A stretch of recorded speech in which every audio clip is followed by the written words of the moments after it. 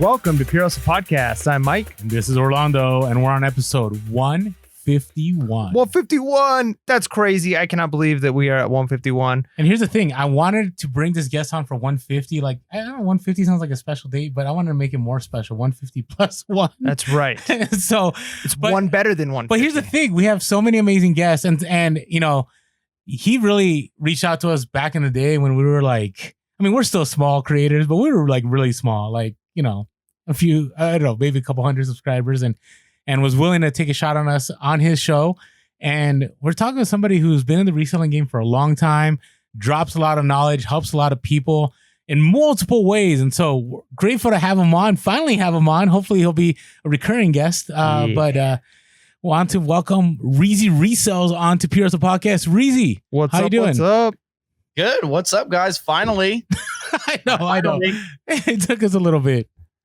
I was thinking about shaving my head. Yeah, I know. Like last time when we were on your show, we were like we were triplets. It was great. Yeah, it's quarantine, so I get a little lazy. So I got the kiwi head going on right now. Nice. But and also had to shave off my beard because it was getting very annoying to have a large beard. But man, we could have had 3 cue balls in effect. That is true. I've never heard the term kiwi head. That's a new one. It's good. Like a little bit of peach fuzz. Yeah. It makes sense. I'm not a fan of kiwi head. I don't know. Yeah, I don't know if it's a thing, but that's just what my daughter says. Hey, you know what? You need to shave your head. It feels like a kiwi. That is a new one. That's awesome. So, all right, Reezy. So, a lot of people know you, right? You got over 100K subscribers on YouTube. You've been reselling for a long time, dropping all kinds of videos. But there's probably a lot that still don't, right? Because we, in the reselling game, like, it's a small world, but in the wider world, right, there's a lot of new people that come in and out of reselling. So tell us a little bit about who you are, like where people can find you, and then, what you do. Okay, so at any time, just cut me off because I'm liable to talk for 20 minutes after that question. It's all good. Luckily, we're long form, so it'll work. All right, cool. So I am a skateboarder, father, husband. Got married when I was 16, which is when I had my first daughter. Been married for will be 20 years this August. Wow. I grew up really poor, food stamps, welfare, government health care, all that stuff. I was a bad kid. I went to the principal's office every single day, so I would have saw you a lot. And school was just never for me. I used to sell pencils at school. I used to steal stuff. I used to steal recyclables and then push them a mile up to the recyclable place to get money. Growing up really poor was like my superpower because I could never ask my dad for $1. So I always, if I wanted anything, I had to get it myself. There was no question. Like when I started skateboarding and I would wreck my $9.99 Payless shoes in 3 days, my dad was like, well, you're on your own, And so at an early age, I learned how to hustle. I used to do all kinds of scams at the amusement park. I live right by the Santa Cruz Beach Boardwalk. And it's a free admission park, but if you don't have any money, you can't have any fun. So we run all kinds of scams there, cleaning quarters out of the machines, scamming the games, getting tickets, selling tickets to guys that were trying to win a giant teddy bear for their girlfriend. Like I used to keep buy one, get one free food coupons in my wallet like they were money. And I would ask people like, hey, you're getting that burger? Here's a buy one, get one free coupon. Will you get me the free one? Like that's how I ate as a kid. I didn't want to go home. Didn't really have a good life. Went to juvenile hall, group homes, foster care, all kinds of stuff, but lived on my own since I was 16. Besides hustling and doing all kinds of scams, I sold drugs for a little bit as a youngster. And that really taught me business. Believe it or not, I'm thankful that I didn't get in trouble and didn't get caught. And so, but when it came to selling stuff and when my brother started experimenting with eBay in 1998, I want to say, or 96, somewhere around there, he sold some stuff. And then I started, he's my little brother, so you can't let him have all the fun, right? And so I was like, what are you doing? And he's like, well, I'm making money on the internet. And I'm like, wait, what? What are you doing? Like, because we used to like fill out surveys on the internet and get like a $2 check once a month. And my mom would be like, where's this check coming from? Nice. And my brother was like taking apart this Gateway computer that my mom had on credit that hadn't even been paid off. I'm serious. He was taking it. He's like, I don't need a speaker. What do I need a speaker for? I'll use headphones. So he took the speaker off, and they were like part of the monitor, Mm. and they sold them as parts for people that had broken speakers, and that's like kind of how we got started. And we sold everything. I remember we sold collectively. We had to sell our Nintendo 64 because it was both of ours. So we sold it, but we sold like a pile. It was everything we had that was related to the Nintendo 64 in one sale. And the guy that bought it, thank God, his name just happened to be like video game dealer guy or something like that on eBay. And I was like, video game dealer guy. And that's when I realized you could click on someone's name on eBay and see what they were selling.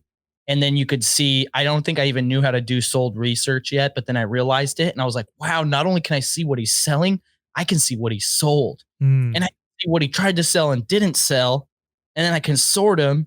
And like that was like, to this day, I could still spend, hours and hours doing eBay sold research. I think it's one of the funnest things in the world. Like, it's just amazing what you could learn. But so from there, we realized that he was selling a game, a controller, a power adapter. At most, he would sell the console with one controller and the AC and the power, and that's it. Never a game. And so I was like, dang it, we lost money, Royce. That's my brother's name, Royce. And so that's when we learned about breaking bulk. And after we sold everything that we had that we could sell that my mom would allow us to sell, and I lived out of the house at the time, but I was going to my mom's house to help my brother sell stuff that was in my mom's house because I didn't have anything. We started buying stuff off eBay. I lived in Kansas at the time, that's a long story, but I got shipped off to Kansas, which is where I met my wife. We were buying stuff off eBay because there's not a lot of yard sales or thrift stores really in Kansas where we were at. We're buying stuff off eBay, like buying at first it was other Nintendo 64 piles, right? And then listing it as one game. Well, we're like, oh, Donkey Kong Country, we'll keep that one. Like this one game, and so I started doing eBay, and I was an avid reader. I'd always been a reader because I got in a lot of trouble as a kid, and I always thought reading was for nerds, but I was grounded and there was nothing to do. And so I eventually found the books on the shelf in the room. Whatever room you're grounded in, there's always some books in the room, right? Yep. And I started reading, and I firmly remember, like, I read the children's Bible cover to cover. It took me like 2 weeks to read it. I was grounded for like a month. I firmly remember being in there and being like, they don't know I'm having fun. Like, I'm having fun. Like, I'm not religious, but there's some good stories in the Bible. And so I had a love with reading. Eventually I found out I really like science fiction. I read every Star Wars book ever made up until like the prequels came out. And I just happened to have a large collection of Star Wars books. And so I'm selling stuff out of my own home, which I don't have a lot because I'm a young family. I remember I'm impressed, Reezy. You read the canon Star Wars books, like the real ones. Stuff that's not considered canon anymore. Yeah, well, that's because J.J. Abrams ruined it. But yeah, so that's legit.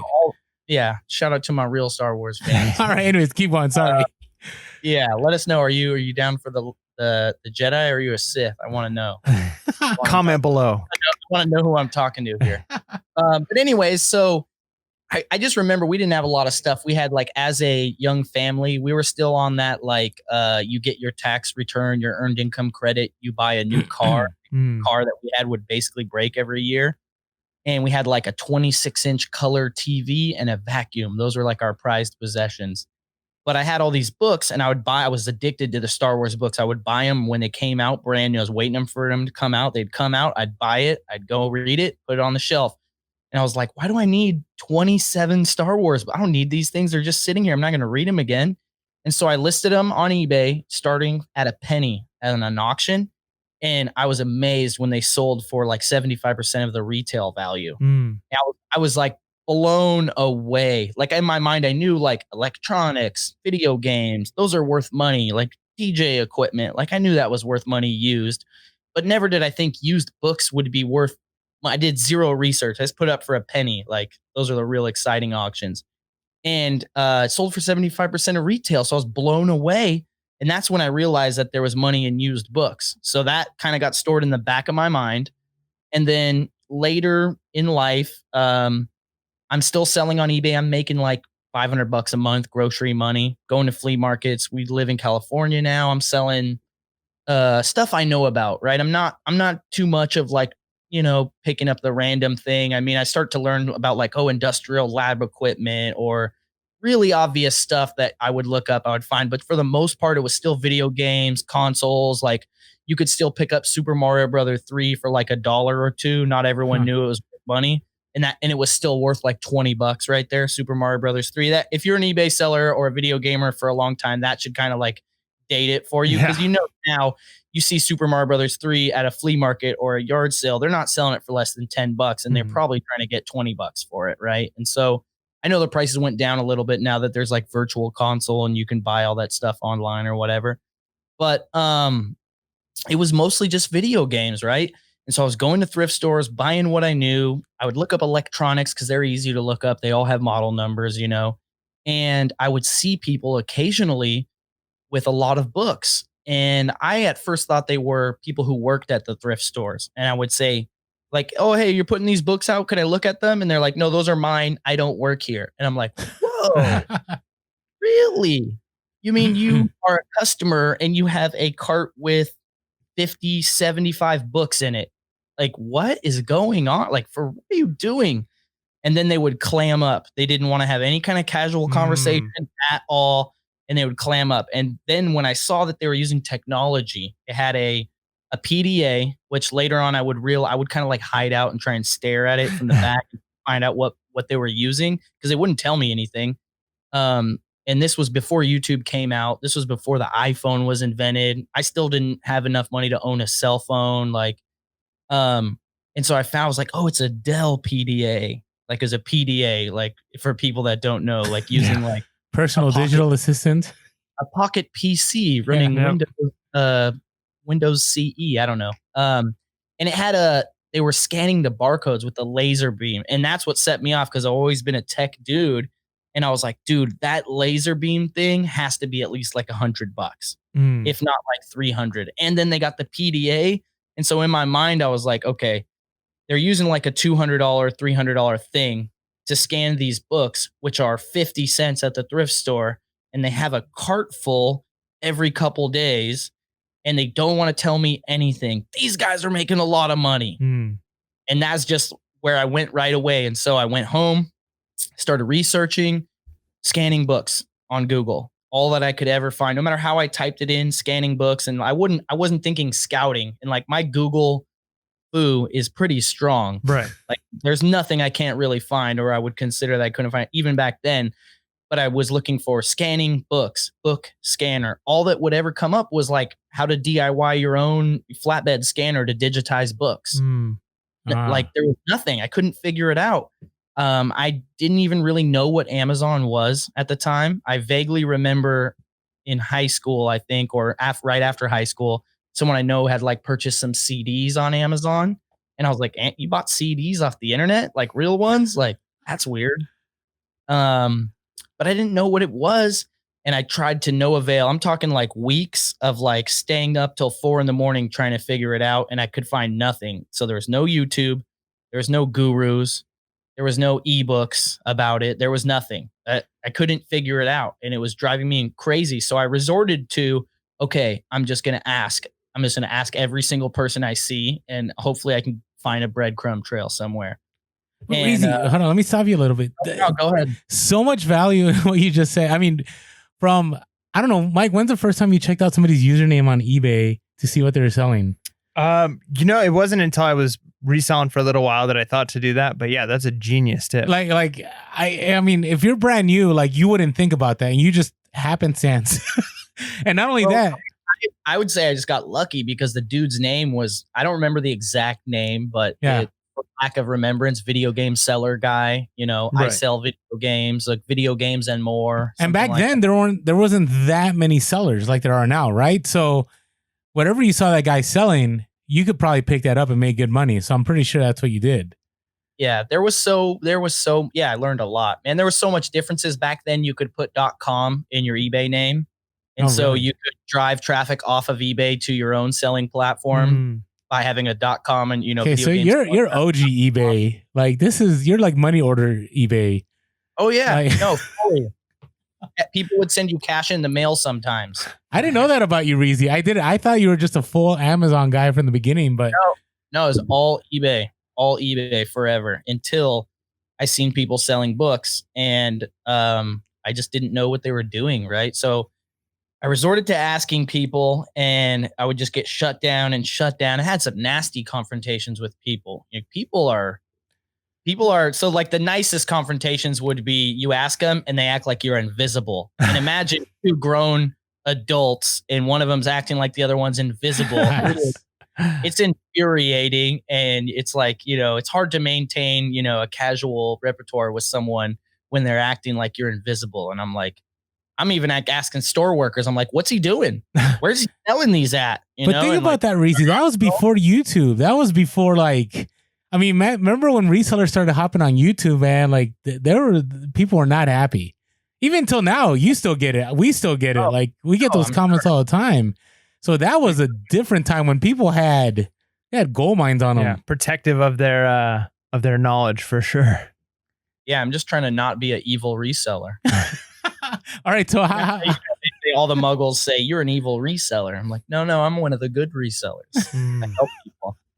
okay, But anyways, eventually, I see a woman, an older woman, scanning books, and I've never seen her before. And it's resorted to the point where like all I see is the regular people I see all the time. I see them. I'm like, I recognize them everywhere. I'm like, now I see them everywhere I go. Like they must have been there before and I didn't notice them. Now I see them everywhere I go. They're at the flea market. They're at every thrift store I go to. They're at the estate sales I go to. I hate these guys. But one day, someone I'd never seen, I'm like, wow, they must be from out of town or something. And I asked this old woman, and she just goes, "Oh, I sell books on Amazon." And I'm like, "Really?" And she's like, "Yeah." And I'm like, "What's that software you're using?" She's like, "Oh, it's called a seller tool," which is what Scoutly used to be called back in the day, which is what everyone used before Scout IQ. And that's it. That's all I needed. I ran home. Like, I mean, I actually drove home, but if I probably would have forgot I had a car and just ran all the way home. And then I went on their website, and then they had literature on their website, and that's all that I needed, you know. And they were selling pre set up PDAs with the database in it and everything for like $300. And then I was like, wait, $300? No way. And so I realized what model it was a compact flash scanner that plugged into the top of the PDA. If you're listening to this, you probably don't even know what compact flash is. It's some crazy old school technology. I remember compact. Yeah, but we're old. Yeah, that is true. That is true. And so, anyway, so I bought a compact flash scanner. I believe it was made by Socket, and it's called the CHS in-hand scanner, I think. I don't know. Anyways, so I buy that off eBay for like $50 or $100. I found like a good deal or something. And then probably set some alerts or something. Set alerts if you don't have alerts. Very good thing to have. 100%. And then I found out on Craigslist, or I think it was Craigslist, there was like infinity amount of those Dell Axum X5, X51 PDAs. You could get as many as you want for like $15 a piece. You're speaking a foreign language, Reezy. I should have bought all of them because later, once everyone else started selling books, a few years later, they were like 50 to 75 each on eBay and on Craigslist. But they were like, it was like a failed technology. It wasn't even that old to be like legacy yet, but it was just like no one wanted it. You know, it was like these pocket PDAs did not have a very good run because things like the Palm Pilot came out, you know, and that totally wrecked it. Like no one wanted to use that when the Palm Pilot came out. Or what was the phone that had like the full on nice keyboard on the bottom? It's like a BlackBerry or something. Was BlackBerry, that the exactly? I feel like a road memory lane. Over it. What? No, you're taking it back. Like I'm not these words. Like some people are like, what are they talking about? Like Palm Pilot, old school stuff. I mean, because back in the day, before, so like let's just take it back a little bit, guys. So before, when I was selling stuff on eBay, and when I say I would look stuff up, remember I said I didn't have a cell phone, right? So when I would look stuff up, I meant I would write it down on paper and then go home and look it up on eBay, or go to a payphone, call my brother who is a computer nerd and was sitting at a computer for his entire life and say, Royce, can you look this up for me? he'd look it up. Like if you have to phone a friend, Yep. phone my brother. He's at the computer.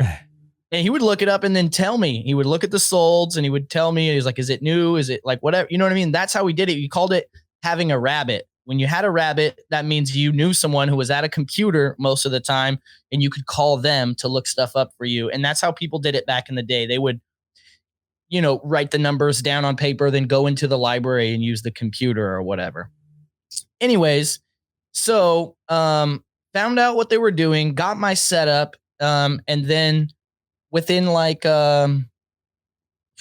really quickly, I started making money. Before that, I remembered actually, I kind of glossed over it, but before I got the technology figured out, as soon as I figured out what they were doing, I still didn't know the whole scanning setup, but me and my brother realized they were selling them on Amazon. And at the time, I had not even ever looked at Amazon or bought anything from Amazon. It was 6 months before FBA started on Amazon. So I got really lucky just falling onto Amazon in that window. And I found, you know, I was going to the Goodwill outlet and buying books for $5 a bag, right? Some places are by the bag or by the pound or a quarter each or whatever. And I remember I get to the Goodwill outlet and I find that they have books every day and they're fresh, and that there's the regular booksellers that show up there every day to buy books. And guess who was there buying books? Same people I'd been seeing at the thrift stores that wouldn't tell me anything. And so I bought books blind for over a month. And by buying blind means I was buying them at the Goodwill. I would go to the feeding trough of the new inventory that they put out with everyone else. And it's crazy scramble. If you've never been to the bins or the Goodwill outlet, which is still a thing, you probably don't know what I'm talking about. Might not be for you. Definitely not for the faint of heart. But would get what you wanted, and then they would scan it and then throw back what they didn't wanted. But I didn't have a scanner, so I was blind. I would look at the book and be like, this one, okay, I like the subject matter. I'd look at the publishing date and go, too old. Like, I don't know. Anyways. You were judging books by their covers? 100%. And then I would go home and look them up, and I'd be like, babe, out of the 50 books we bought, 25 of them are worth money. We just made $100. We just made $200. This one's worth 65. Like, oh my God. And then it was like, oh, got to go to work. At the time I worked at a skateboard shop, which I thought was amazing, but it was actually not that great. So then once I get the technology figured out, it was game on, right? Because now I knew I could physically compete with the other people that I was going against, but I didn't have the technology. So I knew I was messing up, because when I would throw my books back, they were waiting. I could tell they wanted to leave already, but they were waiting for me to throw my books back. And when I would throw them back, they would fight over my throwbacks. So I was like, oh man, we're messing. And I didn't have a lot of money. I had like $100 maybe at most. And that was after just like starting with $5, making 5 or 10 or 20. And now I have $100 and I could buy 10 bags of books. You know what I mean? But I still threw back a bunch because I would get like 50 bags worth and then whittle it down to 5 or 10. So they would fight over my rejects. But then once I got the scanner, they were like, oh man, we hate you so much. They just hated, because I knew how to do it, And I remember, even though I had the technology, I was making so many mistakes. And people always ask me, they're like, how did you learn how to do this, Reezy? And I was like, I made every single mistake you could ever make. That's it. There was nobody that taught me. I just made every mistake. I remember listing some of the first books and nothing was selling. And I was like, why is it not selling? And I was like, I know these are worth money. I didn't understand all the reviews or the sales rank or anything yet. But here's how I was pricing them. And you're going to think this is hilarious. So I would take a book. I got a book. And I'd be like, okay, the low price is $18. And then the lowest price offer. And then the highest priced offer on page 5 is $120. And I'd be like, well, what's the price on the middle of page 3? And that's what I would list it as. And it wasn't selling. And I didn't really understand why. I didn't understand the buy box or like how the customer, because I never was a customer on Amazon. So I didn't understand it. And my brother just goes, why don't you try listing them all for the lowest price? He's like, what's the worst that could happen? You paid like $0.25 a piece. Who cares? And so I listed them all for the lowest price. And I wake up the next morning and have like 40 sales. And I was like, oh my God, this is it, And like, that was 3 months before I quit my job. But that first day that I woke up and had like 40 sales after I figured out pricing, I was like, I'm quitting my job, guaranteed. Like the next time that I get really frustrated, like, because my boss would yell at me a lot. I'm like, I'm out of here, dude. I'm Yeah. so out of here. It's good to have that in your back pocket. Plus, I mean, that's the best kind of education you can get is one that kind of costs you something, because you're going to learn those lessons, and it, because it didn't come easy. It didn't come free. You had to earn and fight for every step of the way. That's the best education you can get. Yeah. They, I forget where I think I actually heard this from Russell Brunson, from the creator of ClickFunnels. And he says, people who pay attention. And it makes a lot of sense, right? But think about public education, community college. Kids aren't really paying attention. You know what I mean? They didn't cost them a lot of money to get there. And then I was talking to someone else about this, and they were like, yeah, they were like, you know how many times I pirated a P90X workout? It's like, I never did it. And he's like, I bought it once. He's like, I've done it 3 times since then. Yep. No, it's true. I mean, when there's a buy-in, right, and it costs you something, you're gonna make sure it happens, or at least for a little bit. But especially when it comes to reselling. All right, so talk to us about then when you jump to full time. 26 minutes later. Oh no, it's all good though. Yeah. Like we're good. Like that was a great story, Reezy. I've heard parts of your story, but I've never heard it in its entirety like that. That was pretty awesome. So that was great to share. And it's really cool too. I'm sure our listeners have kind of picked up through so many of the people we've interviewed, and probably so many of them too. We get DMs all the time where people, it seems like a big part of the hustler mentality, a big part of just the reseller nature. It seems to be like in us, right? There's this desire to hustle. And then 2 is kind of a difficult background and coming up and kind of having to fight, like as a youth, fighting your way through and making it work. And then as you're getting into the resell and hustle game. And I think a lot of our listeners and a lot of other resellers can really connect to that, because it's kind of what sets us apart. Like there is something different about, being a hustler, being a reseller is you oftentimes come from a background where you had to fight and make it work and figure it out. And then, people will come around and say like, well, how did you make it look so easy? And it's like, oh, if only you knew the backstory of what it took to get here. Definitely not easy, but I fully agree with you on that. If you haven't had a tough life, you're probably not willing to tough it out at the Goodwill bins or in the trenches, The Goodwill bins are the trenches. It is. You might get, hepatitis. I don't know. But it's just, I knew I was never meant to work for someone else. I could never, I got kicked out of school so many times. I remember I got suspended, and I had this bus driver that was a huge power tripping bus driver. And every day I would ride the bus, she would try to power trip on me. And I would let her know that you ain't going to do that to me. And like, I don't care. You can talk to all these other kids on the bus how you want to talk to them, but you ain't going to talk to me like that. You're going to treat me with respect, right? Like I don't care if you don't like these other kids. I did nothing to you. You're not going to disrespect me. And she hated me for it so bad, like so bad. And so she would suspend me, and she would like write me a referral. And then the principal would be like, what'd you do again, Mikey?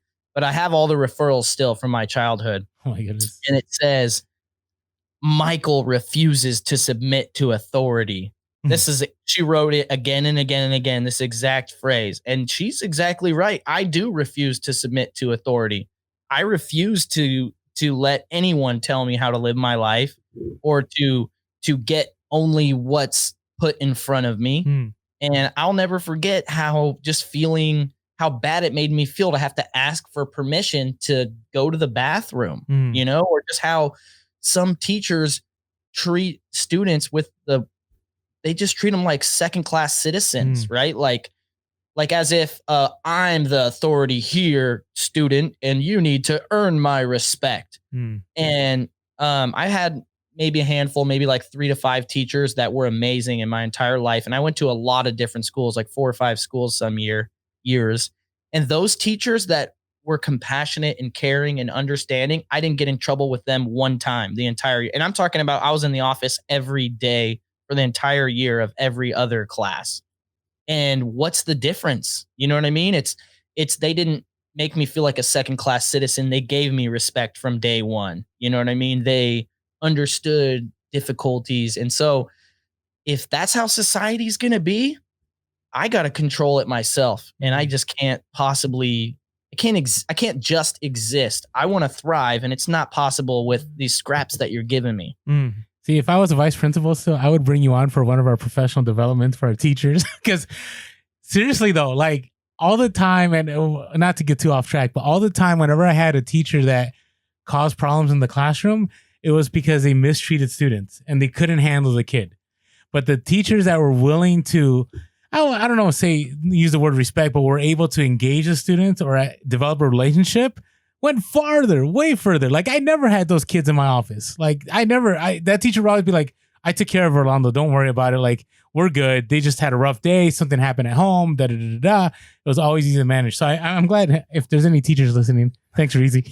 Yeah. Well, I'm going to take it one step further, and I really want to share this. And I'm sorry that it's not reselling, but it fits in there somewhere. So I had a principal. His name was Dan Kavanaugh. I live in the town I grew up in, so I see him every once in a while, and he's like super proud of me that I'm semi-successful, and it's like warms a spot in my heart. But he was the principal the whole time I was there, and sometime around I went there from kindergarten through 6th grade. I left and came back a couple times, but during 5th grade, he hacked me and he figured it out. And I didn't get in trouble for a day from the day he hacked me till the day I left that elementary school. And this is what he did.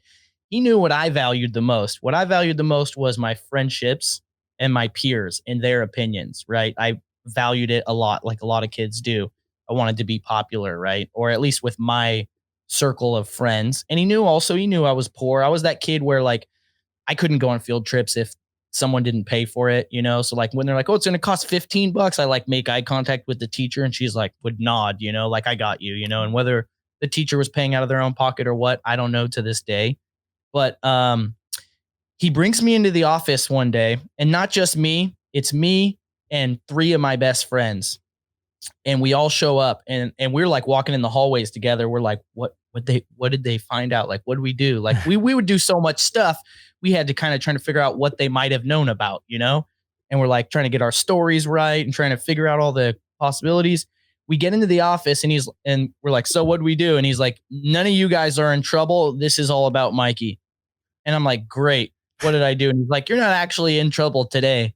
And he's like, but I want to make a deal with you. And I was like, whoa, this is crazy. He wants to this is the principal of my elementary school. And he goes, for every week that you don't get in trouble, on Friday, I will take you and your 3 friends to McDonald's, which was across the street from our school. And I will buy you guys lunch and then walk you back to school, and you can eat it at the lunch area. I'll pick you up 5 or 10 minutes before lunch starts.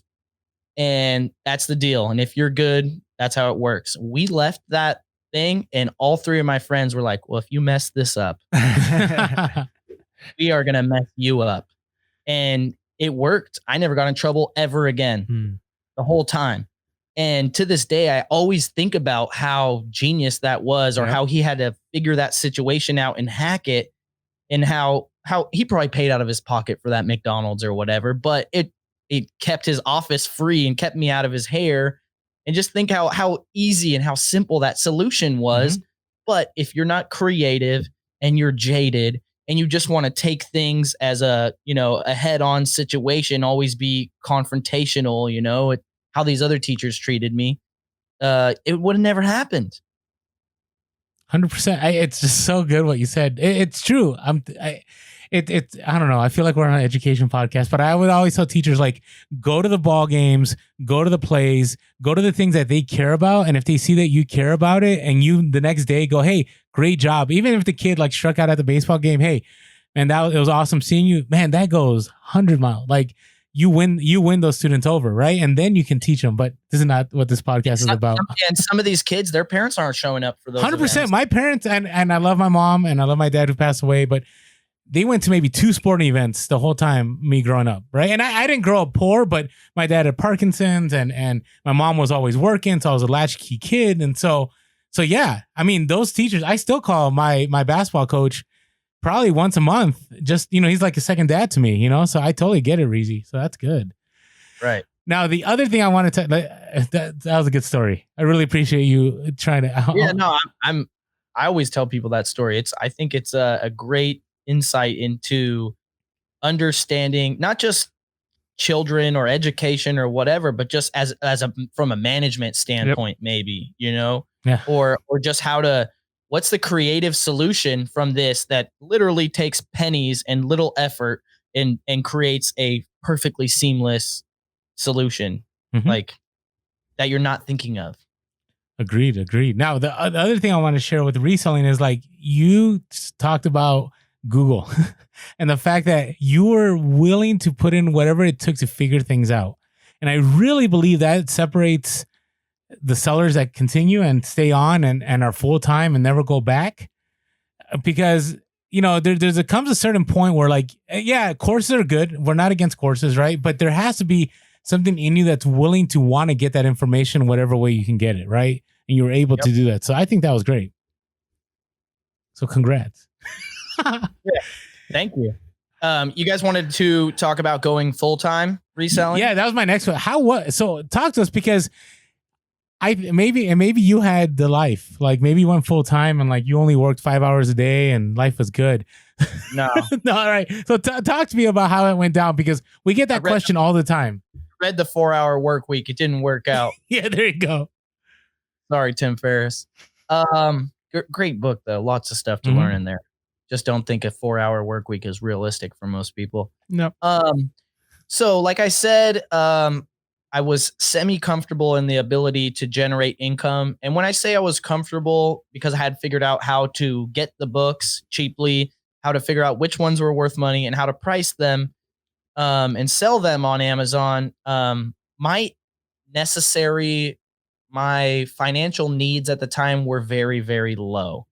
We were still going to food banks to get food every once in a while, which is something I learned growing up. You could always go to the church and get some food.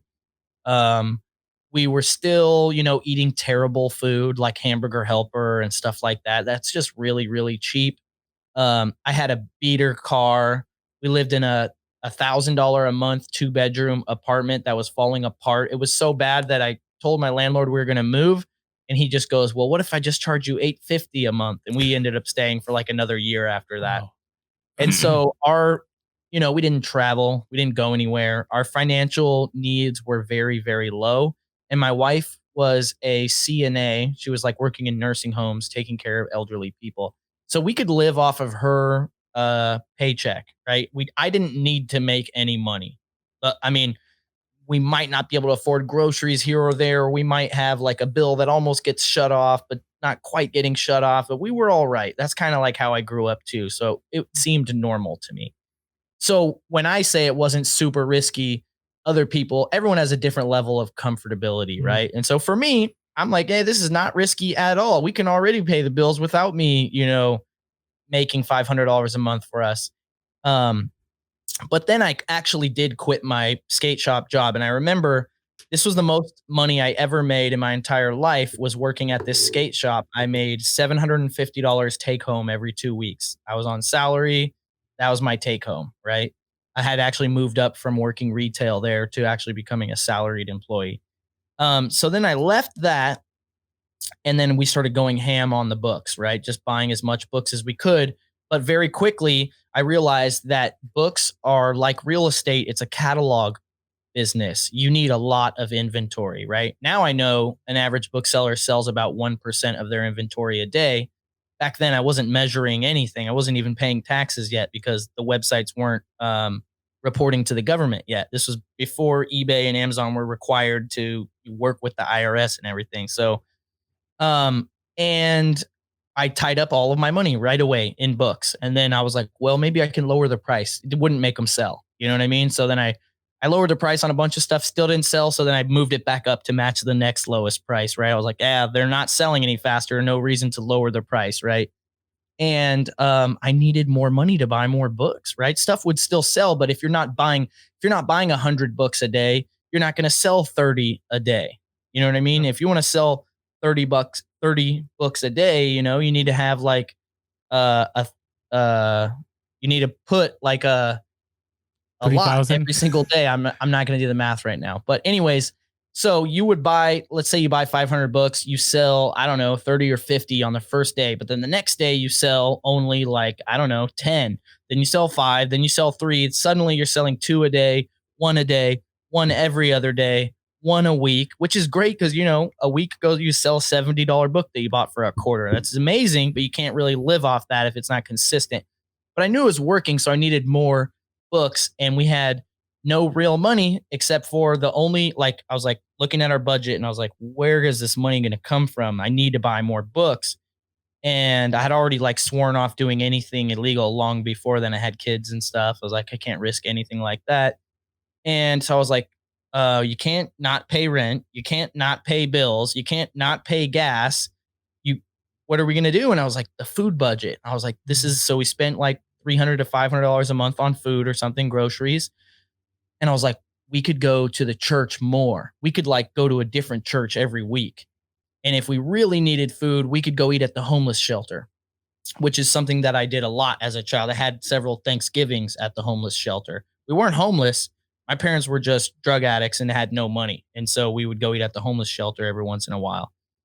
And so I just told, I convinced my wife. I'm a very good convincer, and she's very faithful of my crazy endeavors. And I was like, look, this thing's going to work out. And I probably tried to show her numbers and stuff, and she like could care less. And she's like, if you think it's going to work out, like, I trust you. And I was like, all right, well, here's what we have to do. I need this $500 to buy books, and we're going to have to go to much more churches. We don't have to go to 2 churches a week. You know, they might get sick of seeing us, and we might have to eat at the homeless shelter. So what we ended up doing was we ate at the homeless shelter.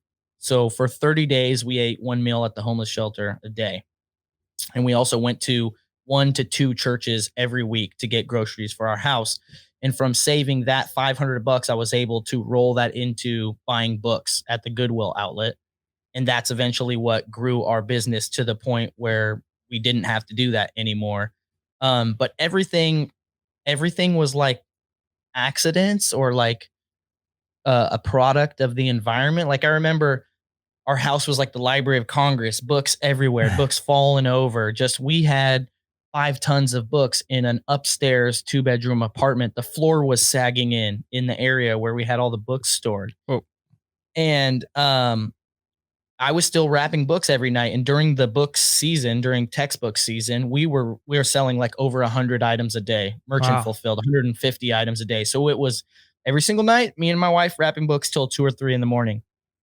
And our system was not the best. And we would watch TV while we were doing it. And I don't know if you're listening and you're a reseller and you watch TV while you package your orders, you are wasting your time. It takes way longer, right? It takes probably twice as long.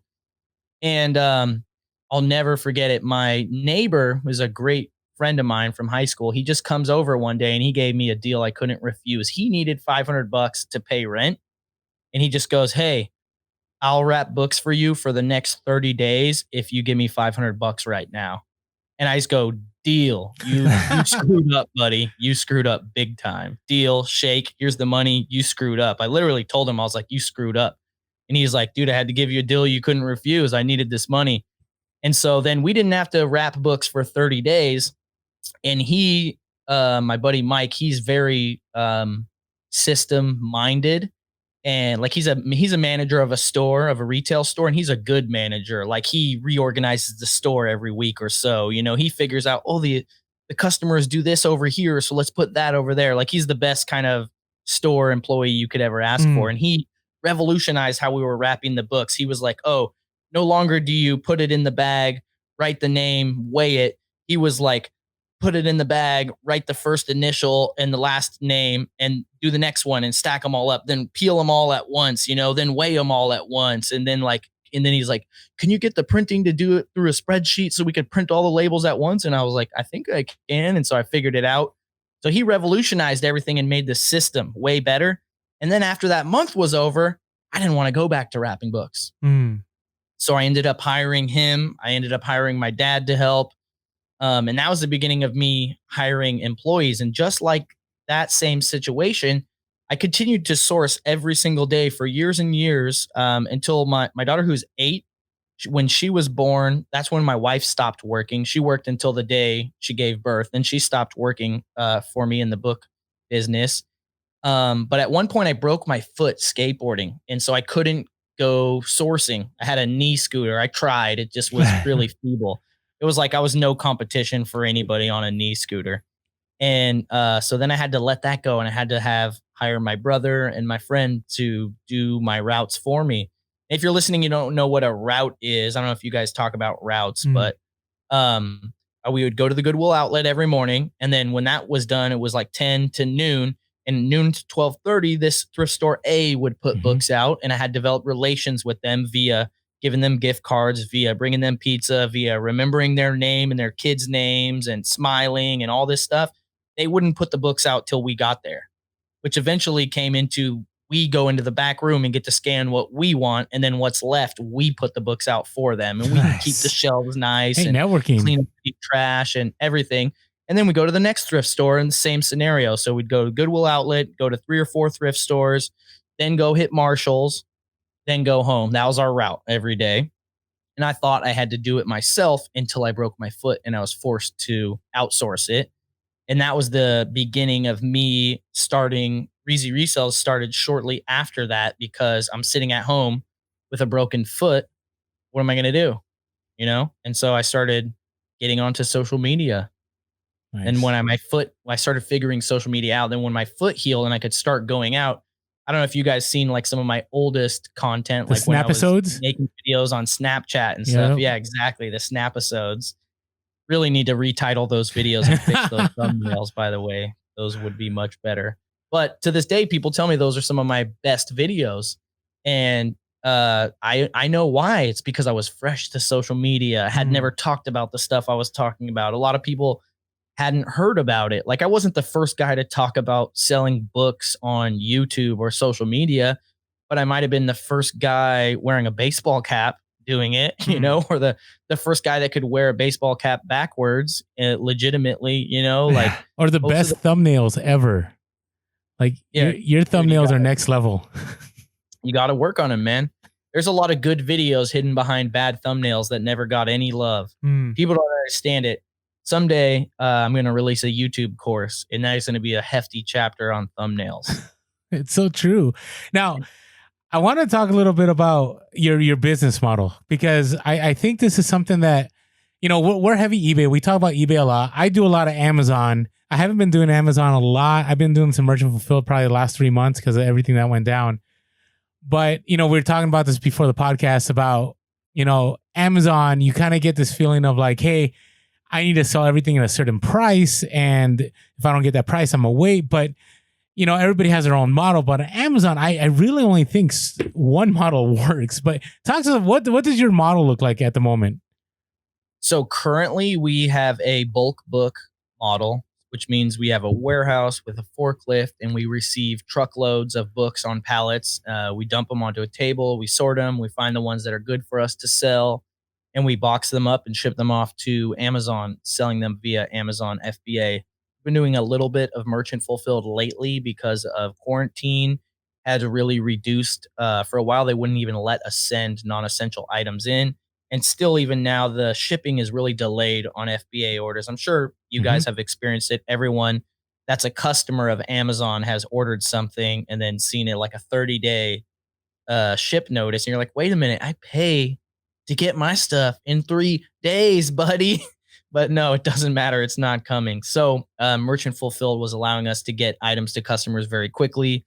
It's a lot more work shipping items individually. It's the opposite of why I love FBA. But it's a high labor business. And while the ROI is good, the margins are slim. We sell books that make us only 50 cents. We're in California. We pay $1 a square foot for a warehouse. We pay $15 an hour labor. And that is our main business model right now. And for the last 6 months, we've had this big warehouse, big-ish, 2,000 square feet. And I haven't taken a paycheck at all from that. I haven't made no money. And right now we're having issues getting supply because California is still shut down.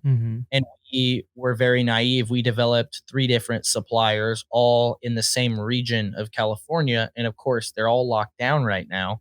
And so we're unable to get a supply. And so hindsight, I wish I would have developed relations, up to halfway across the country Mm. instead of becoming comfortable with the local suppliers that I had.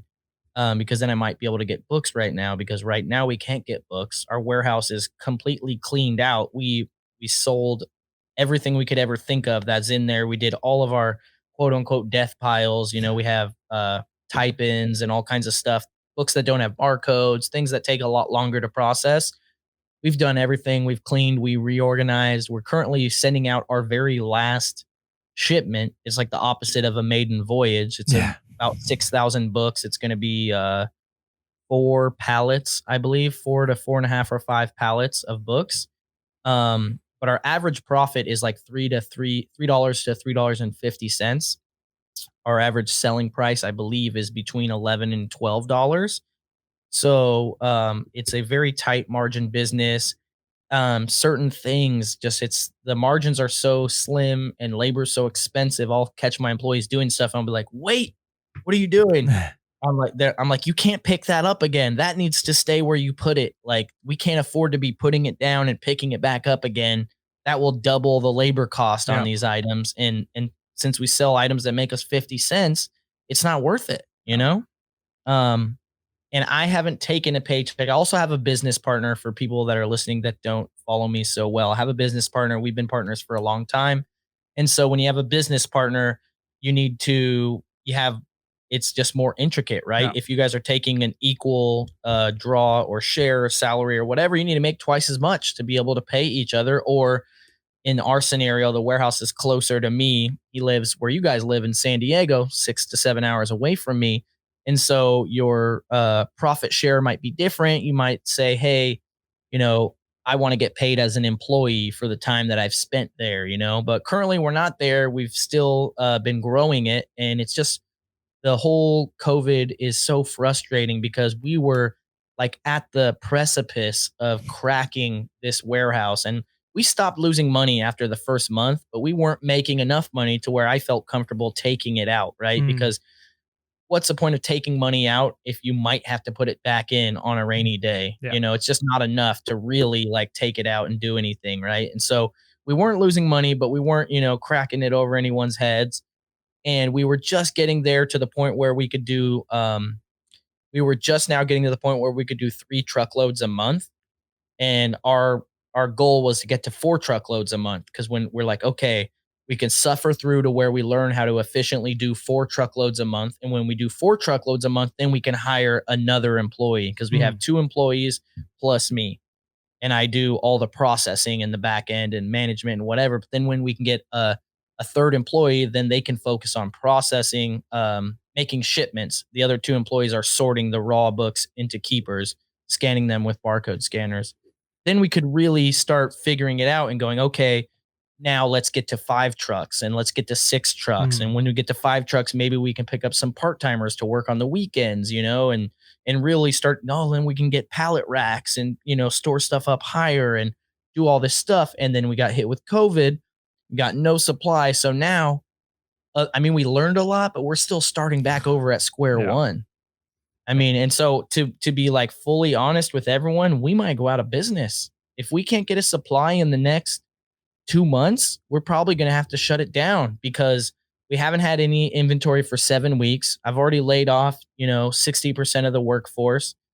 I've been going there just to ship merchant fulfill orders lately. There's not a lot to do. We're working on our last things to be done, and I'm letting the employees do it out of, I don't want to do it for one, but they need work, right? Yeah. And so, but it's just so frustrating. So I'm like, we're about to go out of business maybe. But at the same time, I'm like, but if by the grace of God, the book gods, we're saved, I know all of these mistakes we've made in the last 6 months, because the warehouse is like empty and clean. And when we have nothing to do, the clarity on all of the bad stuff we've done became so obvious. Like all of these little messes over here and over there. And they're like, what should we do about this? I'm like, throw it all away. I don't care. Throw it all away. And then I stopped to think like, wow, now I don't care at all about it, but how much labor was involved in creating that pile, right? It's like, it's so different when you have employees versus when you work for yourself, because a lot of solopreneurs don't track their own time. So they don't measure what their actual hourly rate is. But when you you pay attention, right? Yeah. So 100%. I half of me feels like, we're gonna go out of business, and I'm like, but it's so much work, and did I really want to do that? I don't know. And then at the other half of me is like, well, when we come back, we're gonna rise like a phoenix Yep. because I know all of these little mistakes that we made. Like I know how to all these inefficiencies in the system. You know what I mean? Like I know everything that we did wrong. I know how we could have been to 4 truckloads a week, 2 months ago. You know, like I don't feel like it's going to take us 6 months to get to 4 trucks Yep. starting from zero this time. I feel like we could do it in 2 months, 3 months max, you know? So it's hard work, right? Being an entrepreneur and 100%. business. And I mean, this is a crazy black swan event, right? No one could prepare for this. I feel, I see businesses that are they got grand opening signs up still. Yeah. They were going to do the grand opening right before lock. It's still up. It still says grand opening. I've seen that. They're out of business. They left the grand opening sign up and left. Yeah, Now- it's rough. Now I was gonna say real quick, Yeah. one thing I'm like impressed by with you, and I think it is such a cool thing, is looking at even back when you first started and you were willing to make sacrifices, you were willing to kind of swallow your pride and ego and say, you know what, I'm gonna go to the churches for food, I'm gonna go to the food banks, and then now not taking a paycheck. I mean, I think what a lot of people who want to get into business don't really think about or realize is there's extreme sacrifices you have to make on the front end, right? You make those sacrifices, you don't pay yourself, you're not living it up yet. And after time, after you've kind of built up, then you could start to pay yourself. So I think it's very impressive that even now in this situation, like, you know what, for several months, not going to take a paycheck because clearly long-term business success is more important than, driving the fancy car now because you're pulling out tons of money, but then the business fails. So I just want to commend you on that. That's awesome. So is that like your primary thing now is just books? Because I know you used to do books, shoes. Did you do other types of selling? What is your... Can we talk about shoes for a moment? Sure, yeah. Okay, so I wanted to ask this question. So your top 2 YouTube videos are the ones, hey, it's the $1,500 profit buying Nike shoes, and then the other one is the how to make the $1 million. That's one of like that. I think that was the first Reezy video I clicked on, and I started watching your videos. And so that video definitely earned me a lot of subscribers. I actually made that video twice. So I don't know now if the one that's more viewed one is the original or the remake. So I literally I was like, wow, this video did really good. Let's try it again. Really? I did it again. I mean, it's not the exact same thing. There's different shoes in Marshall's that day, but it's literally the same video with the same title, the same exact keywords, the same description, and just a slightly different video, similar length. Everything's very similar. This looks different because I don't remember very well. I don't remember the original one having Luna in it. I remember it was just you and the guy that you were sourcing with. Am I wrong? Yeah. I don't know. Yeah, no, you're right. That dude's actually a local YouTuber. He has over 500,000 subscribers, by the way. Wow. Oh. Shout out Garrett Jenner. I doubt anyone's gonna know who he is. He's a skateboarder. Okay. But he inspired me to start YouTube because I knew he was a successful YouTuber. I also had recently read Gary Vee's book or whatever, but I was never a big YouTube watcher. But I knew, like, culturally knew that was the thing and that I wanted to do it because I'd always made videos as a skateboarder. And I just remember one day I was like, dude, like, you're doing YouTube, you're killing it. Like, what's that like? And it was back before the adpocalypse, so he was doing really well. And we're just skaters, so like we don't care. And he just pulls his phone out and shows me his Google AdSense deposit to his bank account. And I was like, I'm not gonna say how much it was, but it was enough for me to just be like, wow, really? Like, you're 18 and you're making that much? Like, holy bonanza. And so that's when that was either the day before I read Crush It or the day after it. And then I started my channel that night after that. Like, that was all I needed. All right, I want to touch on that in a little bit, but I want to talk about retail arbitrage real quick because let's go into it. It is. I think it's like the I don't know. It's like the guru thing, or it's like the fascinating, like it's eye catching. It's like the very appealing video, right? Because I don't know. Yeah. Some people like watching the garage sales. Like some people like watching thrift stores, but a lot of people, you see some people dude like to get dirty. Yeah, and then you see guys going out with like 3 carts, or it's Q4 and they have like a whole garage full of like Nerf toys, and And Yeah. you see all that, right? And you're like, I want to jump into it. And that's what was appealing to me, because even though you're not making that much on each one, you feel like a baller walking out of the stores, right? Because you just dropped 10K, you dropped 20K.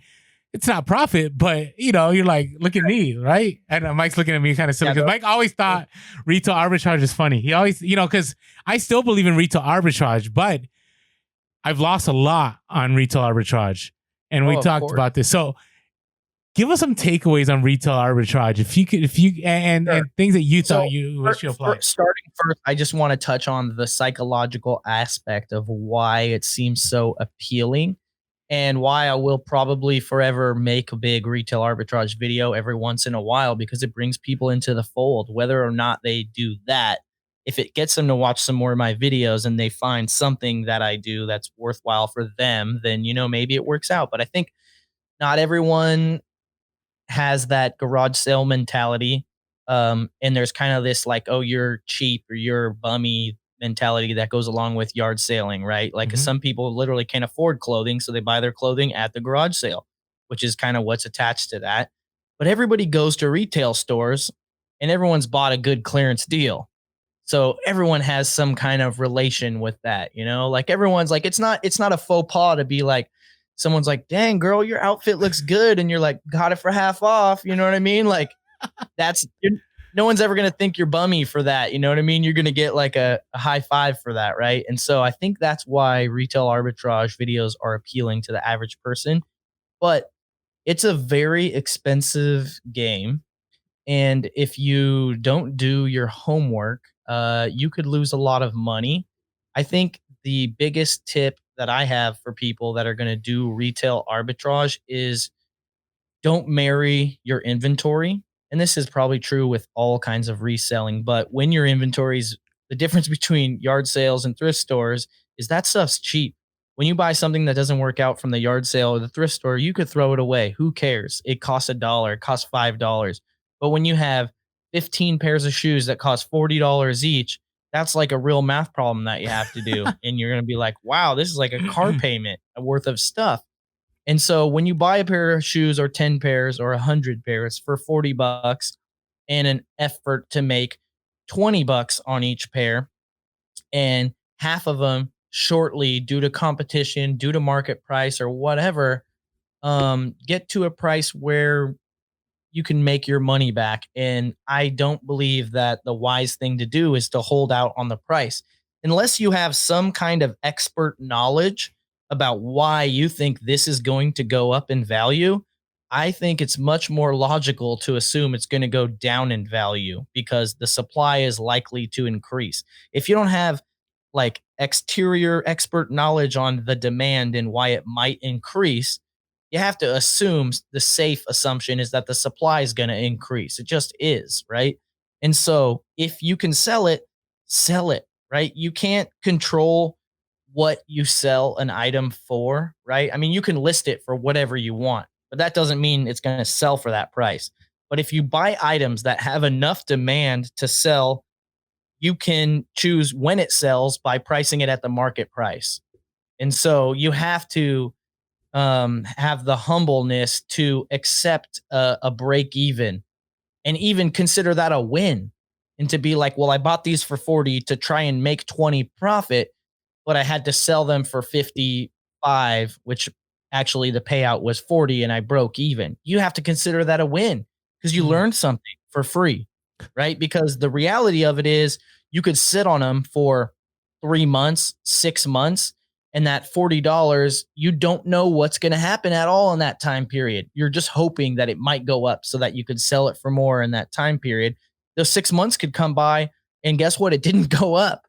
And so now, even if you can sell it, if the demand's there, you still have to bring it down to market price. So don't be afraid to sell something for even as much as a 50% loss if you have to get your money back so that you can roll the dice again. Because what's important in reselling, especially retail arbitrage, is having more dice rolls, right? So I'm not a poker player, probably because I don't really like doing math so much, but there's a poker strategy and your strategy varies like based on how much is the ante and how many more hands can you make it through. You know what I mean? It's the I think I'm speaking correctly. Like the ante increases as the game starts to wind down, and you have to look at your money and be like, "Wow, 10 more antes and I'm out." So I have to play more aggressively now, right? And the same thing happens with retail arbitrage. You need to determine, do I need this money? How long can I wait? Because why not lose $5? Let's say you put in 40 and you only get back 35. You lost 5, but you got $35 now and you can buy something for 35. And if 6 out of 10 times when you buy stuff you make money and you do well, in that 6-month period, I'd rather lose $5 each time and get the money back and put it in to get another 60% chance, try to make money. Like it's a math problem, but if you look at it, it's like a commonly understood thing is like, it's better to lose a little money and then try 10 times over a year to make money with that $10 or $20 than it is to try to hold it for all year because of compounding interest, right? So if you have to hold it for a year, $40 to make 20, cool. You made $20 over a year. But what if that 40 could make you $5 every month all year long? That's $60 profit, not 20. And people get really married to their inventory and you feel like a failure maybe. I don't know exactly, but also you need to understand, especially when you have a large quantity of an item, if you spend I don't know, 100, let's just make it easy. Spend like $100 for 100 items, so they're $1 a piece, and you sell 50 for $10 each, and now you made $500. You turned your 100 into 500, but you have 50 left, and you're still trying to sell those at a price to make money, or you're holding out for them. Guess what? You already made all of your money. You could throw those away, or you could sell them at break-even price, or you could sell them at a loss and get 50 cents back on each one. It doesn't matter because you already made your money, right? And I'm sure there's a business term for that they teach in some overpriced business school. Kind of like stop loss. Yes, just like a stop loss. Exactly. That's one thing. That's a great point, Orlando. So in stock trading, there's a stop loss, but people don't think about that in reselling. People will hold out for their price that they thought they were going to make when they bought the item till the cows come home. When in reality, you should have a stop loss. You should say, hey, I bought this for 40 to try and sell it for 80. But if it goes down to selling it for 50, I'm going to sell it right away. Right. So that you can get out, because you need to preserve your capital. People don't understand, like the people I know people that are selling 1,000 pairs of Nikes a day. Probably one of the top 5 to 10 Nike sellers on the entire United States on Amazon. These people have $1 to $2 million of rolling credit card debt all the time. Wow. I'm not saying they're carrying that credit card debt or they're paying late fees on it or anything, but I'm saying their whole entire business is based on the fact that they have 30 to 60 day terms on $1 million to $2 million of credit. And so those guys can afford to sell, to pay $50 for a pair of shoes to make $4 to $7 average on a pair, because guess what? They're selling 1,000 pairs a day. They're making 4,000 to 7,000 profit a day. That's not too bad. Yeah. I mean, that even goes to show, like, if you're a smaller reseller, okay, like there's times where I go to a store and I'm scanning stuff. Maybe it's like, in the clearance section, and I look at what some people are selling things for, and it's like, man, they're selling it for cheaper than I could buy it for, right? Like, there's no way this is already on clearance. It's already marked off 75% off. By the time they ship it, they've got to be losing money. But if they've, like you said, already sold 1,000 of them, they've made their money back at the 700 mark. Now, like, yeah, they can make $1 each or be losing a little bit of money, but they're already coming out way ahead. So when you're looking at volume like that, it's a different story for sure. And then especially, Right. I like the idea that you said, it's almost like the baseball. I mean, I'm not really a baseball fan, but the idea of, like, if you're batting more than 500, right? So just like in a casino, they don't have to win. The house doesn't have to win on every single hand, but as long as they're winning on more than 50% of them, they come out ahead. And that's kind of the idea there is there might be a couple, 2 out of 10 items that you buy don't make you profit, but if the other 8 do, you're in the serious green on that. Yep. Yeah. And you got to not marry your inventory so that you can move it. And that's what I really admire, people that have warehouses. I sell mostly used books, right? So I guess we could do it, but they have a warehouse sale And it's all the stuff we couldn't sell. You know, you see people on YouTube like Resell Rabbit, and he's like, Oh man, I bought $20,000 worth of Target clothing and I don't know what to do.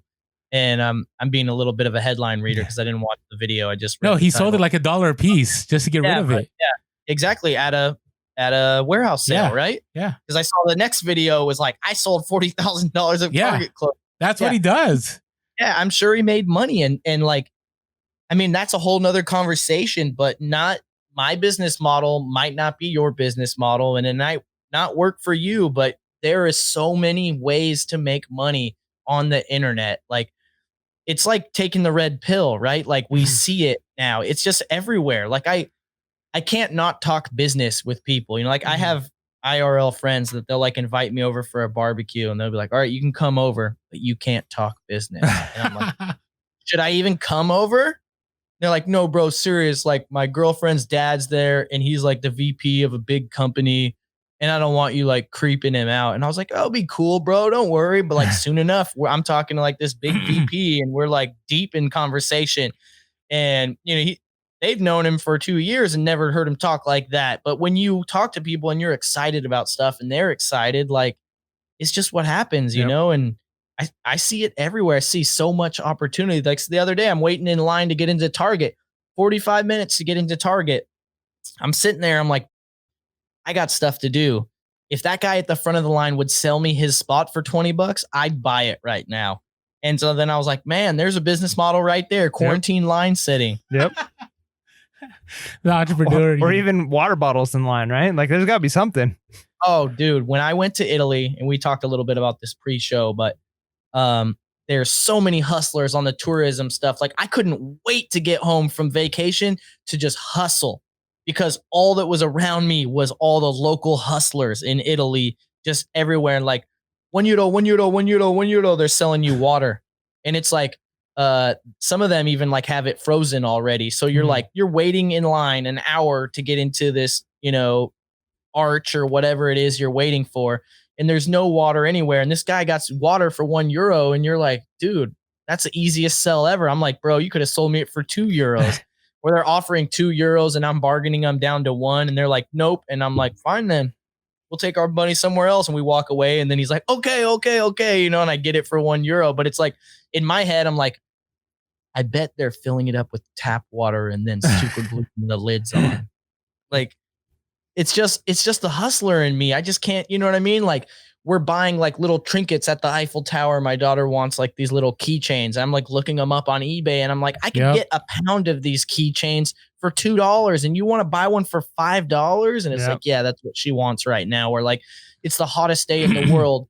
And these guys, and they always have like, it's always like the hustles are shared within the ethnic communities. Cause it will be like, these guys have this hustle and these guys have that hustle. Like the African dudes sell sunglasses and hats, but the Indian dudes sell the Eiffel Tower keychains. And it's like, I don't know if they respect each other's hustle or they share the suppliers or what, but like in the middle of August and it's hot and a dude rolls out, I swear it's exactly what I needed was a hat and sunglasses. He just rolls out a blanket and he's like, €2 hat, €2 sunglasses. And I'm like, bro, I got you. Let's do this, you know? But in my mind, of course, I'm like searching it up on Alibaba and I'm like, I could get hats for 12 cents. Like, so true.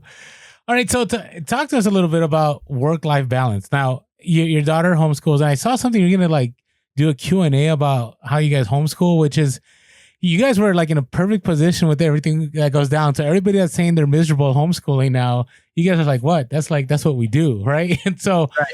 Well, I want to make the difference here because a lot of people are like, we're miserable homeschooling, but they're not homeschooling. They're doing distance learning. Yeah. True. Not homeschool at all. No, and that's why I wanted to bring all of this up because it seems to me that reselling and homeschooling and all that has given you guys a kind of like a nice balance. I mean, you are a very much a family man. I mean, everything I watch, you know, engaging with your daughters and you go on these trips and so on. So talk to us about how does reselling and your work-life balance work? Like how's the day-to-day and so on? Okay, so everything's changing all the time. True. Right now, my wife just graduated high school. Like this Friday, we're having a quarantine. Oh, congrats. Graduation party. Don't tell her she doesn't. Okay. All right. This isn't dropping until Sunday, so we're good. Congratulations.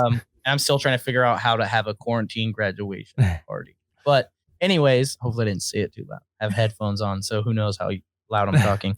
But so she gets out of school and she's been going to school in some form since fresh out of high school. So for like 16 years, obviously not full time. So for the last 3 years, she's went to a state university full time, get her bachelor's degree in music education. But we're finally about to have like some freedom, because I've had freedom for a long time, but a lot of my freedom was kind of taken away when she decided to start going back to school full time.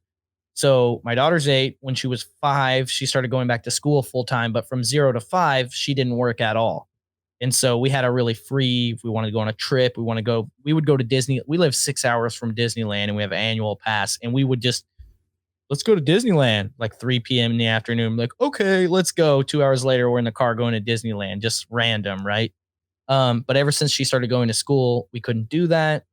Ever since we opened the warehouse, we have the break room / Luna's room, which is where she hangs out. And I have and Luna's your daughter, just for the listeners that are listening. It's your youngest daughter, right, Luna? Yeah. Luna is my 8-year-old daughter that we homeschool. And she has her, her room at the warehouse, which is safe and away from the forklift. And when she comes out, she has to say, hey, is it safe to come out? And then that's safe. The forklift's not being operated. And then she can come out and use the restroom or whatever. But that's also the break room. So the snacks are in there. She's got a computer. She's got a little table, got her toys. And I put chalkboard paint on the walls in there so she could color all over the place. But basically, I would just go to the warehouse and she would go with me. But because we homeschool, a lot of our homeschool is like extracurricular activities. So my daughter hates paperwork, right? So we do very little amount of paperwork in homeschooling, very, very little, like the least you could ever imagine. Instead, we do a lot of outside of the home stuff. She has art class, she has gymnastics, she has karate, she has choir, she has dance lessons, lots. She plays softball, all of these different stuff, right? And then my wife builds the curriculum around that. But because she does a lot of stuff, I'll be at the warehouse and I'll have to leave like 2 or 3 times in the day to like take her to an activity. And then while she's there, I'm trying to figure out, because I don't just resell, I also do social media. So I have to do YouTube. I have to come up with ideas for videos. I have to shoot videos. I have to engage the audience and reply to comments on YouTube or Instagram DMs. And so while she's at karate class, I'm doing those things, catching up on my social media. And then we'll go back to the warehouse and I'll get more work done, answer some questions. A lot of times it feels like I get nothing done at the warehouse because I just spend the whole time telling other people what to do, getting in their way, and they're asking me questions and whatever. But very, very busy. But like I said, I was a bad student, quote unquote. I don't think I was a bad student or there's such a thing, but when you have to fit everyone inside of a box, some aren't going to fit as well as others. So that's kind of what happens. And my daughter is super hyperactive. I have 2 kids. One is like my wife. The other one is like me. She's a nutball. She's a high energy. From the moment she wakes up, it's like, boom, what are we going to do? Like if you told her you were going to do something this day, like the night before, she sits up right in bed and was like, we're going to the park today, right away, right when she wakes up. And she's like that until midnight when she falls asleep. It's insane. And so she's high energy and she's really smart. And so I know she wouldn't do very well in public school. They wouldn't be able to contain her energy. She'd be ahead of everyone, not needing to pay attention. She would just be a class clown. And so we do homeschooling. And it's very awesome because she gets to learn about what she wants to learn about. And obviously my wife builds a curriculum based around the state requirements plus what she wants to learn. And so like, for example, and this is the difference between homeschooling and distance learning, Luna was like, Dad, I want to learn about unicorns. And so we made a unit about unicorns. We were like, it was like some mythology, a little bit of geography, where were unicorns first created, some art, some different forms of art. But we're able to do stuff that she doesn't think it's school. You know what I mean? That's the best part. That's when kids learn the best. But I would be a big liar if I said that I had scheduling figured out or it was locked down. It is a cluster F, and it's just wild, you know. I try to I'm lucky my daughter doesn't wake up till noon. A lot of kids get up super early. My 8-year-old, she will not wake up before like 11 to noon. We also don't give her a bedtime, so she stays up until like midnight until she falls asleep. But I prefer it that way because I can get a lot of stuff done in the morning while she's still asleep versus, oh, what am I going to do at 8 p.m.? If I put her to bed at 8 p.m., what am I going to do? Eat some food and drink some wine and watch Netflix? Like, my energy is not good at 8 p.m. You know what I mean? It's good in the morning. Um, but I just try to do whatever I can when I can, and it's not perfect. You know, there's way too many options for all of us nowadays. I think the struggle now, at least from my perspective, is not how to do it, but to decide like what you should do or what you're gonna do. You know, sometimes I ask other people like, what would you do if you were me? You know, because it's hard to see it from your own side of the equation sometimes. And I'm like, well, Reezy, if I was you, I would do this, this, and that. I'm like, oh, I didn't even think about that, you know?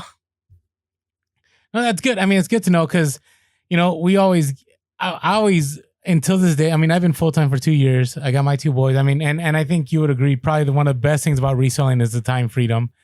But it's a time freedom to do stuff when you want, not necessarily that you have freedom to like do nothing, right? Oh, Or- yeah, exactly. Freedom to do it when you want to or when you have time to, right? So, um, yeah, I mean, for example, my daughter who is 19 now and moved out, I never missed a single performance. She went through all of public school. I never missed a single performance. I was there every single performance, every single sporting event.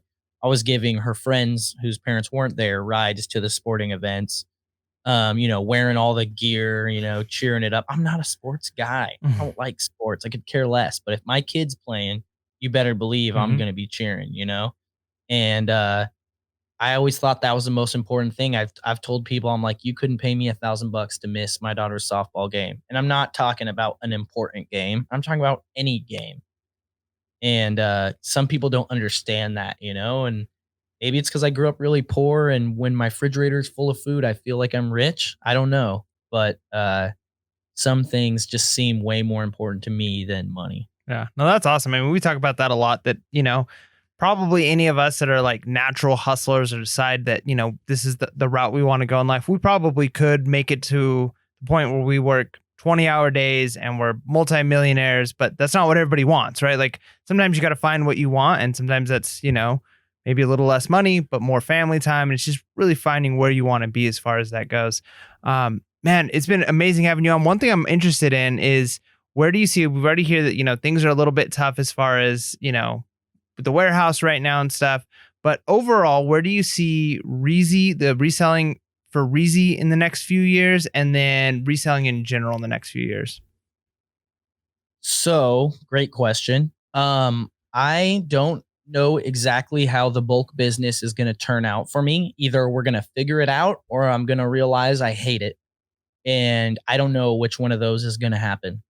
Um, and so either we figure it out and I get a manager or to run most of it where I have just oversight and I don't have to do a lot of work every day. Because let's be real, processing a lot of books or inventory is not fun. The funnest part is finding the deal and hunting the stuff. And now that I do bulk books, I don't get to do any of that, right? So it's not. And books were never really like that for me, anyways. I always missed that aspect, which I lost when I stopped focusing on eBay. Because like I don't care if the book's worth $150. It's just beep beep beep beep beep cha-ching. It's worth money. It's not like I found this diamond in the rough, and I looked it up and I was like, oh, it's a gold pen. I knew it. It's $70 gold pen, in a 25-cent pen box, that like makes you excited.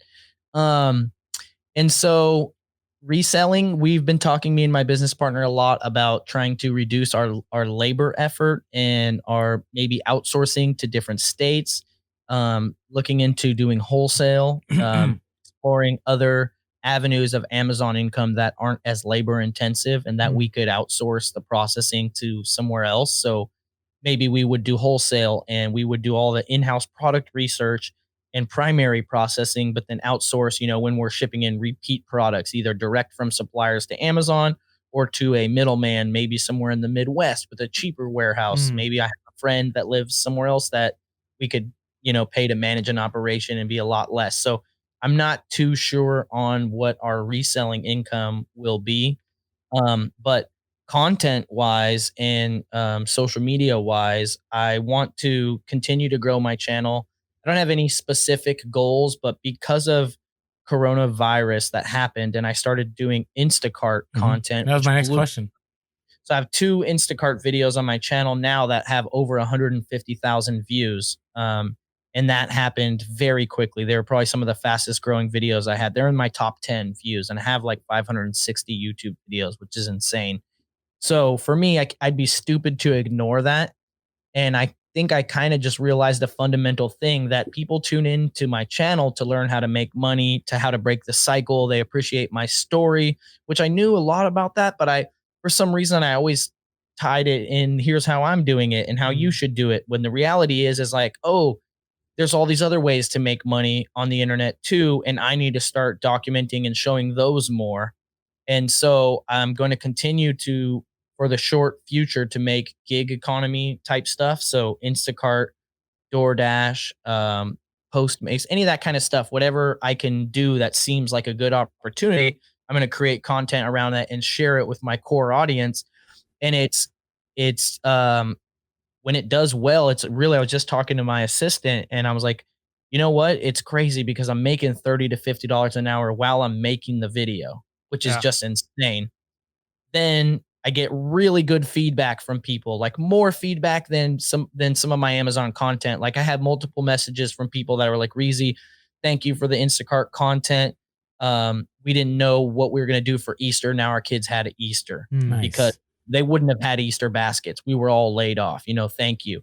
And so not only am I making $30 to $50 an hour, I'm getting crazy good response. I'm getting crazy views on YouTube. It's bringing new subscribers in, whether or not they watch that, they see new stuff. I got all kinds of national news coverage. There's very good affiliate income on it. So between me and my daughter, we've netted over 15 grand in affiliate income just from Instacart alone, from signups. So my daughter, it was her idea. She started doing Instacart because she got laid off. She was like, Dad, you want to come film me? And I don't get to spend a lot of time with my 19-year-old daughter, and she certainly doesn't want to be on the channel. So I was like, yeah, let's do it. And we did it, and it blew up. And I used her referral on the first video. And I was like, wow, like this is a big opportunity. And then I started doing it for myself. And then I was like, then the affiliate income started coming in, and I was like, holy bananas. And so all of those things at once, I'm just like, wow, what other stuff like this is there that I could do? Because when you think about it, I just started to think about it and I was like, wow, reselling is kind of hard. It's not hard, but it's just like, it's not hard, but it's hard work. I always tell people that it's pretty simple. It's hard. And even when I say it's simple though, it's not, right? You have to learn how to research stuff, how to price stuff, how to manage your inventory, how to deal with your cost of goods and your overhead and all of this stuff. But you might be able to make $30 to $50 an hour today on DoorDash or Instacart. And all you need is your phone and your car. Yep. And most people have those and know how to do that.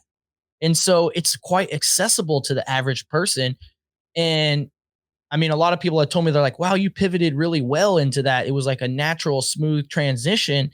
And to me, it makes sense because that's what my channel's always been about, is about trying to teach people how to make money and how to break the cycle of the 9 to 5 and not, how to get some of your time back, how to do what you want to do on your time. You might not be making $5,000 a month on Instacart or DoorDash, but maybe you could make your bills or your rent, and you could do it, when your husband's home before he goes to work and the kids are asleep or whatever, when you want to do it. You could go to Disneyland for a week, 6 hours away, and still do, DoorDash in the mornings or the evenings after you get back from Disneyland or whatever. Like there's so much opportunity, and I'm excited to share that with everyone. I'm obviously going to still continue to share reselling based content, but I think I'm going to start to inject a lot of other side hustle type stuff as thank God my name's not like Reezy the book guy, right?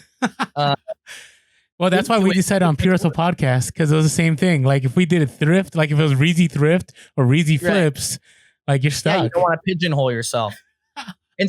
And so like, yeah, like maybe, you could do that to make money. You know what I mean? And then because the reality is like, if you have bills breathing down the back of your neck right now, it's so hard to think about learning a new thing to try and then go try to do that thing to make money. But I can tell you right now, most people watching or listening to this could probably make $30 an hour, especially during peak time doing DoorDash. And you could learn how to do that in 10 minutes. There's not a lot to it. If drive around, I delivered pizza. I know how to drive around places. I know the shortcuts, drive around, get the food, go drop it off. It's pretty simple, and there's not a lot of things like that. And then you can take that $30 and then pay your bills and then take a deep breath and then maybe try and learn something else. There's just so much other things that I had been very narrow-minded to, and just kind of had a realization that about what and who my audience was, So, and to be fully honest with you guys, I get so much more fulfillment from helping others make money than I do from making money myself. Like as soon as my refrigerator's full type thing. And so, and it's hard for me, at least since I've been comfortable for a long time, to do anything that is just monetary gain. And that's probably something of my own that I need to fix to turn up my financial thermostat a little bit. But when you get the feedback from people saying you helped me and the YouTube's doing good, and it's like you have all these feedback loops and you're like, wow, they like it. It's helping them and I'm making money. Like, let's try more of this stuff, So long term, just continue to provide value to my audience inside of the side hustle and how to make money, not just Amazon.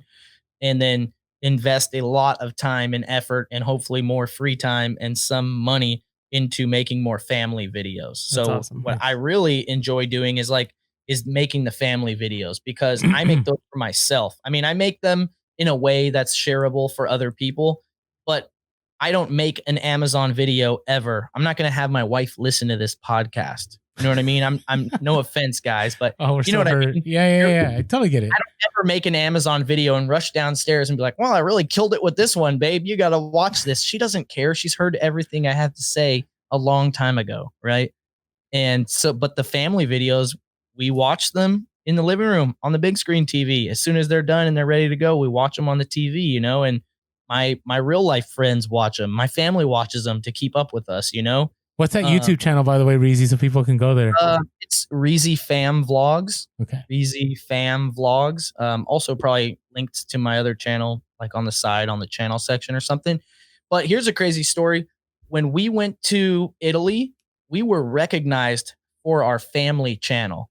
And this was in Venice, Italy, and in Florence, Italy. And the channel doesn't even have, at the time, now it has 1,400, but at the time it didn't even have 1,000 subscribers. And we got recognized because we had our string of London videos, and some of those have like 30,000, 40,000 views. It did really well. We did a playlist of London videos, and they were like staring at us weird, and then comes up like, hey, you do YouTube, huh? You went to London. And I was like, yeah. And they were like, we just did the same trip. We did everything you did in your videos. And I was like, wait, what? Like, it was wild. And, I was like, wow, like it's working. I make like $14 a month off the family channel. And I remember when I made $14 a month off of Reezy Resells, and I'm like, oh, it's working. Like, I just need to keep going. You know what I mean? I got to get 100 videos and then 200. And then I'm very passionate about it. I want to travel more, and I'm going to document it. I'm just gonna. So I might as well do it in a way that I can share it with others. And it's like educational. My daughter gets to see it. Me and my wife get to experience it. And if I'm perfectly honest, I want to be like the next Rick Steves. I want to just like, he's played out. He's so tired. Like, no disrespect to Rick Steves, but like when I came into the reselling world, there was nobody that like was authentically like youth or like had a street vibe at all, or had like a rough background that people who didn't have a perfect background could relate to. Nobody can relate to Rick Steves. He's like a rich old white guy. Why not bring the younger dude that has like a little bit of a street talk to him, have that baseball cap? Maybe it's a little bit crooked. It's not perfect. You know what I mean? Like, And so when I was on the Italy trip, the Pompeii video was the first one where I did this. Is I downloaded a Rick Steves Pompeii guide for us to listen to while we were going through Pompeii, and then I would listen to what he said, and then I would say it in my own way on my video. And so if you said you watched the Pompeii video, some of those factoids that I was like delivering out was stuff I had just listened to him say on his Pompeii. I thought you just had a master's in Italian history. In my way. You know what I mean? That's and I good. tried to put some dad jokes and some humor into it or whatever. But that was the beginning of me realizing I was like, oh, I can make these travel vlogs, but add another layer to them and make them educational. Nice. That's awesome. And to me, it just seems like fun. You know what I mean? Like, why not? Yep. But so, I do think I could. I recently was like, I'm going to get a play button for the family channel. So yeah, there we go. Where is it? That thing. Where is it? So hard to do with your hand in reverse. That right thing there. Right there. I'm going to get one of those for the family channel. But and then just long-term plan, the family channel has much more longevity than the reselling channel. Because there's going to be other Reezys that come about, you know what I mean? And they're, however, like people, people are going to create courses and just give them away for completely free, and I'm like, oh, wow, you made a course and gave it away for free. Like much better than my free course, like a course equal to what people are charging thousands of dollars for right now. That as it gets more competitive in the reselling information world, whatever. I don't know exactly what it is, but there's going to be the next LeBron James or whatever. Not to say that I'm the LeBron James or whatever, but the family stuff that has longevity. That's just, if you like to watch that, that's because you like me and my family, and no one can ever take that from me. You know what I mean? Like, I'm just giving you information. You know what I mean? Like, and people like my style of information or who I am or whatever. But if the main draw for me is information, I'm replaceable. No, we get it. We get it. I mean, we think about Pure Hustle sometimes, how long we're going to go for. So I totally get it. Now, Mike has his 151 though, man. That's commendable. Oh, we're going to 1K, right? What's that? I know, right? Never mind. All right. He's like, what? 1K? 1K? We didn't discuss this. Yeah. No. Hey, so Mike always has his last and final question. Man, we could go on for like 3 hours, but we're gonna have to wrap it up. But Mike always has his one final question. Yeah. So we kind of talked in the beginning, like you've been super transparent, you've been super authentic with us, and honestly, that's what our listeners love. They love to be able to hear life stories that maybe they relate to, maybe they don't relate to at all, but they can appreciate.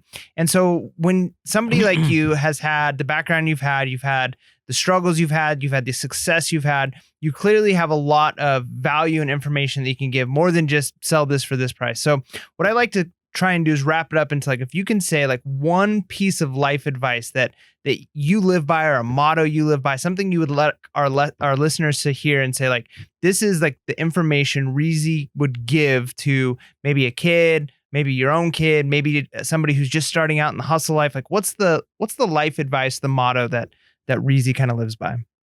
Man, I don't like have this answer stored up, but it just came to me. And what I would say is hesitation will kill you.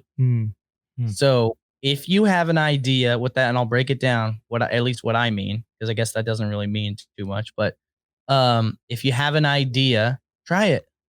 Whatever you want to do, try it. There's no one stopping you from trying it, and it could be the good idea or it could be the worst idea, but the fastest way for you to figure it out is for you to try it. Don't worry about what anyone says. And don't be scared to try it. So many people, ideas are worthless. Everyone has an idea, but most people are scared to try it. All of us have friends that are like, well, I'm going to do this, but this and that. And like, what a lot of people don't realize is, or seem to put together, is like, hey, if there wasn't this and that, it wouldn't be worth doing, because it wouldn't be, if it's not risky, the reward's not going to be good. And so I'll never forget when I was 10 years old. I was at a skate park, oldest skate park that's still standing in California, Derby Skate Park. It's like a snake run. And it's also like a snake pit, right? So it's like the people who skate there skate fast. And you go around, and it has a bowl and a snake. You go fast, really fast. And I was sitting there trying to go in on trying to get my turn. And this older dude looks at me and he goes, hesitation will kill you, Grom. Go for it. And if you're not from California, Grom is like a term of endearment for a younger kid who's coming up in whatever subculture you're in or whatever, the Groms. And so he gave me that little burst of confidence to actually try it, right? And so, then I was less scared and I could try more. And so hesitation will kill you. Try everything that you want to try, because the more you try it, the better your results will get. You'll be less scared to try things. Even when you fail, you learn stuff, right? Failure is good if you learn from your failure, right? It's more valuable than success. You don't learn anything from success. A lot of people have gotten lucky with their success, and I don't really believe in luck, but if you try something not too many times and it works out really well for you, you just happen to, you didn't learn much. It's just working for you. You're liable to fail when a couple things hit you sideways because you haven't figured it out yet. But if it took you 500 times of getting hit aside the head before you figured it out, a couple more hits against the side of the head is not going to stop you, right? And so just don't hesitate to try stuff, because some of them are really good ideas, and even the ones that are bad will teach you a lot of lessons, which will help you to succeed more in the future. But, it's like I used to draw a lot as a kid. I used to love drawing. Few people told me I sucked at drawing. I stopped drawing. How do people get good at drawing? They practice a lot, right? So don't hesitate, and encourage yourself and others to not hesitate and to keep trying as well. Oh, it's really good. That's amazing. Yeah. That was a nice ending to the interview. Seriously, Reezy, appreciate all the knowledge that you dropped. Hearing parts of your life story, even more inspiring to hear your journey. Just all of it. So Reezy, we're I don't know. I really want to see you back on the podcast again. Sorry it took so long this time around, but I'm down to come back whenever, man. Let me know. It's a fun time. Yeah, no, and it's one of those things where I always love how you've always been real and always been candid about stuff, right? And people have the people that are like, that's Puros a podcast, or that's Reezy, or that's so and so, But reality is, like, we all have our day-to-day real life, and what I love about what you share is that component, like your relationship with your family, your relationship with your business, your YouTube, all of it. You're super candid about it, and it really helps me and helps, I know, a lot of people. And this episode, I think, is going to help a lot of people that listen to the episode. So thanks so much, Reezy, for being on. And, look forward to the next time. So, hey, everyone, thank you for tuning in. And with that being said, make sure to be real, be relevant, and be reselling. Peace.